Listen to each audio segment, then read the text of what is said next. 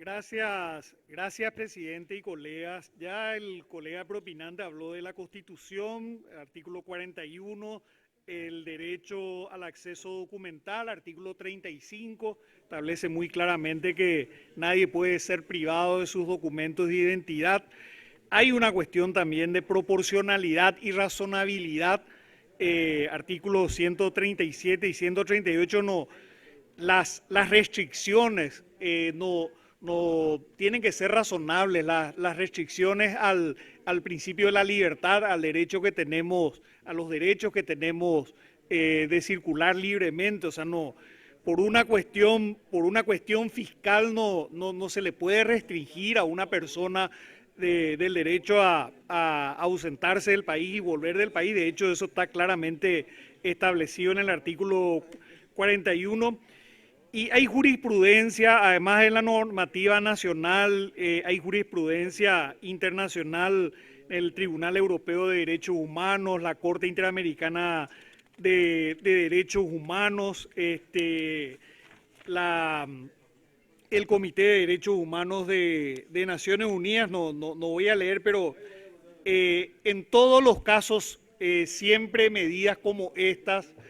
y en resoluciones ya que datan de mucho tiempo, medidas como estas han sido rechazadas, son medidas liberticidas. No se le puede condicionar a una persona para acceder a un documento que permite ausentarse del país, estar al día con los impuestos, porque inclusive toda persona tiene derecho a que si eventualmente siente que le están pasando impuestos que no corresponden, inclusive tiene el derecho a cuestionar las decisiones de las autoridades tributarias. ¿Y qué va a pasar? Una persona va a tener que pagar impuestos o tasas injustas para tener el certificado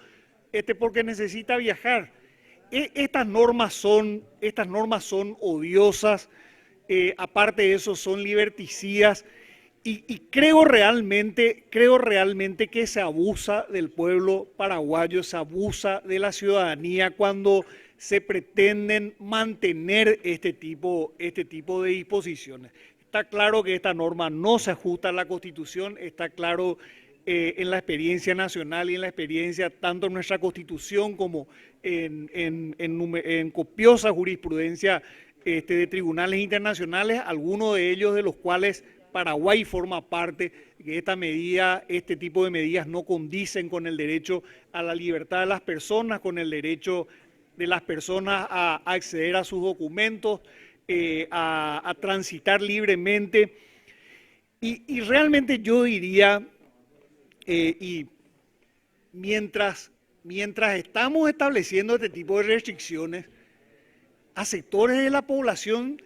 se les están liberando impuestos. Este gobierno empezó, por ejemplo, liberando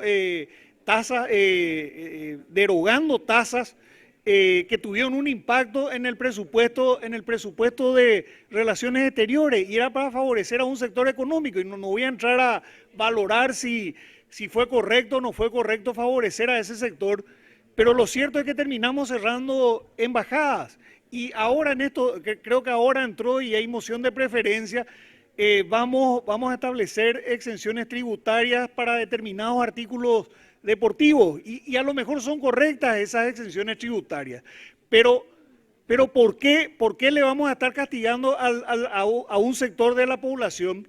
¿Por qué le vamos a estar privando y restringiendo la libertad de circulación a un sector de la población mientras se le está beneficiando a otros sectores con la posibilidad de no pagar impuestos?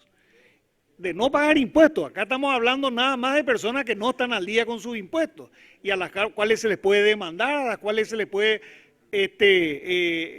compeler de diferentes maneras a que se pongan al día, pero no de esta manera privándole del presupuesto. Y voy a volver a lo que decía anteriormente en otro tema del orden del día. Tantas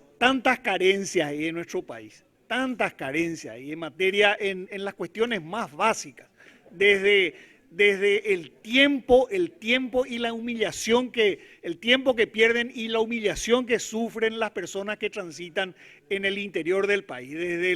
desde su lugar de residencia para llegar al lugar de trabajo, porque hay un cártel que